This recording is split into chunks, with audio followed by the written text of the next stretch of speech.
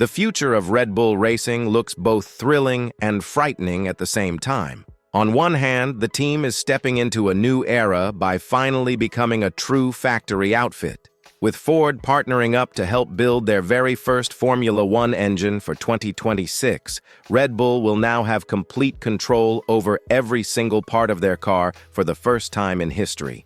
That sounds like the ultimate recipe for dominance, right? But here's the catch. Building an F1 engine isn't like flipping a switch. It's the hardest job in the sport, and plenty of giants have tried and stumbled. Even Ford themselves are sounding the alarm, issuing a stark warning about Red Bull's future and about the pressure riding on this partnership. So why is Ford worried? Why does Max Verstappen suddenly feel like the most important piece of this puzzle? And what exactly does this mean for Red Bull's dominance? Stick with me, because we're going to break it all down step by step, and by the end you'll see just how high the stakes really are for the reigning world champions and their star driver. To give you a sense of how much is on the line, here's a stat that shocked even me. This season alone, Max Verstappen has scored over 90% of Red Bull's points. 90%. Without him, the team wouldn't even be near the front of the grid. That's how critical he is. Ford knows this, Red Bull knows this, and the whole paddock knows this.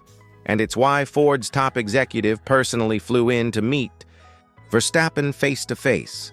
If Max isn't on board, this ambitious engine project might never reach the heights they're aiming for. Before we dive deeper, I want to hear from you. Do you actually trust this Red Bull and Ford partnership to deliver a competitive engine in 2026? Type yes or no in the comments. I'm really curious to see what you think. And while you're here, don't forget to subscribe to Fast News F1 and hit the notification bell. Your subscription is super important to us, and together we can hit our goal of 1,000 subscribers. Now let's get into why Ford is already nervous about this mountain they're about to climb. When you think about Formula One, it's easy to picture drivers, overtakes, or strategy battles, but under all of that lies the single hardest challenge in the sport: building a power unit that can survive the brutality of modern F1. Red Bull is about to find out exactly how steep that mountain is. And when I say mountain, I mean it literally. Mercedes boss Toto Wolff compared the task of creating a competitive F1 engine to climbing Mount Everest. And while that sounds dramatic, it's a fitting image.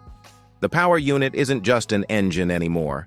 It's a hybrid system combining combustion, complex energy recovery, and electric deployment. One mistake, one weakness, and suddenly you're not fighting for wins. You're fighting just to finish races. We've seen how bad it can get. Renault and Alpine both suffered extended periods of struggle when their units were off the pace. You can build a decent chassis, but if the engine doesn't deliver, you're stuck in the midfield, and no amount of strategy wizardry can save you. That's exactly why Ford is nervous. Yes, they're one of the biggest car manufacturers in the world with decades of combustion and hybrid experience. But Formula One is not a road car project. It's a relentless 24/7 arms race against teams who've been refining their systems for years. Ford isn't just lending its badge here. They're stepping into the most technical arena in motorsport, and they know the spotlight will be unforgiving if things go wrong. What makes it even trickier is that Red Bull isn't trying to build an engine to fit the current rules. They're aiming straight at the brand new regulations arriving in 2026. On paper, that gives them a clean slate, but it also means they'll be learning while everyone else is refining. One wrong decision in development, and the project could be set back years. Quick question for you. Do you think Ford's arrival makes Red Bull more likely to stay on top, or less? Drop a quick more or less in the comments. And if you're enjoying this deep dive, hit the like button so more F1 fans can find Fast News F1. You can have the fastest car on the grid, but without the right driver, it won't matter. Right now, Red Bull's entire future hangs on one man, Max Verstappen. To put it into perspective, Max has scored nearly all of Red Bull's points this season, more than 90%. Without him, Red Bull wouldn't even be in the conversation for championships. they'd risk becoming another fallen giant. Ford knows this too. Their CEO, Jim Farley, didn't just comment from afar. He met Verstappen personally in Monza to make sure the team's crown jewel feels valued and committed. Farley called Verstappen one of the most important pillars for Red Bull's new power unit project, which is pretty much Ford admitting their multi-million-dollar F1 comeback hinges on his presence. Inside Red Bull, there's also been a big change. Christian Horner's era ended, and Laurent Mekies, an engineer by background, stepped into leadership. Verstappen himself has praised Mekies for asking the right technical questions instead of chasing scattergun changes, and that technical focus is exactly what Ford wants to see. But here's the catch. If Verstappen ever decides to leave, all of this collapses.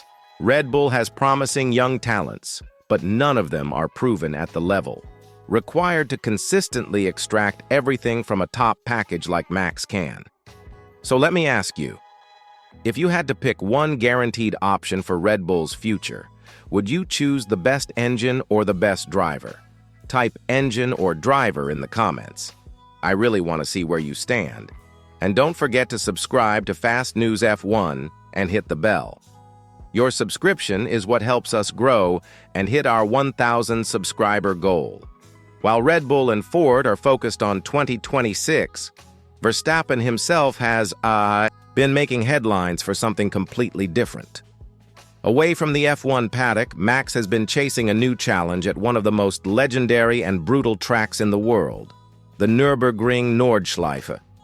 He recently secured his DMSB permit, the special license required to compete in top-level races there, including GT3 events and even the 24 hours of Nürburgring. To earn that license, he had to pass a theory exam and then complete at least 14 laps in the Nürburgring Endurance Series, splitting time between two Porsche entries. Even though one car suffered damage, the committee still granted him the coveted Permit A, clearing him to compete in GT3 cars at the Nordschleife. That may sound like just another racing footnote, but it's bigger than that. With this permit, Verstappen can line up for endurance races in some of the most demanding conditions motorsport has to offer, and his presence has massive pull. The moment he entered a Nürburgring event, it attracted nearly 2 million streams on YouTube. The very next race without him saw viewership collapse to under 500,000. That's the Verstappen effect, and it shows how much influence he carries outside Formula One. Now, does this mean he's preparing for life after F1? Maybe, maybe not. At only 27, he could easily keep racing in Formula One for another decade or more. But Verstappen has been clear he doesn't want to stay in the sport until he's forced to retire. He wants to enjoy racing. Exploring endurance events could be a first step toward that. It's a reminder to Red Bull and Ford, if Max ever feels the F1 grind isn't worth it, he has other doors wide open. So tell me, does Verstappen's Nürburgring adventure make him more likely or less likely to stay in F1 long-term? Drop a quick more or less in the comments, and if you're enjoying this analysis, like the video so other fans can find Fast News F1.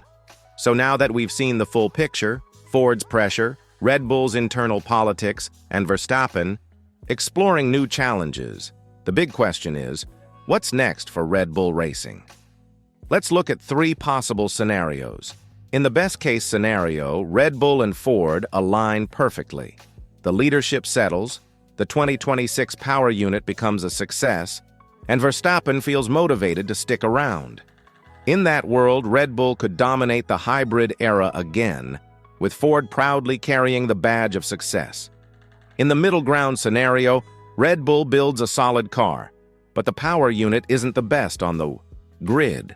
Verstappen stays committed for a few more years, but doubts creep in if rivals like Mercedes, Ferrari, or Audi make bigger gains. Ford gets visibility, but Red Bull risks falling from the absolute top to merely competitive. In the worst-case scenario, political fights keep growing, Ford isn't happy with management, and Verstappen, tired of the noise, decides to step away, whether to another F1 team or to endurance racing.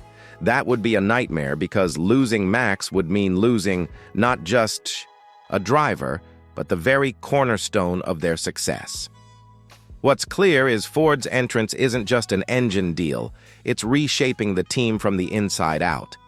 Every decision made in Milton Keynes now carries double weight, one for Red Bull and one for Ford, and Verstappen's career choices hang right in the balance.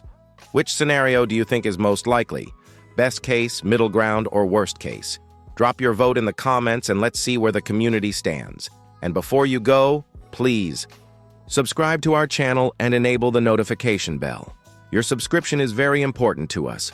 Help us grow and reach our goal of 1,000 subscribers so we can keep bringing you the fastest and sharpest F1 news on YouTube.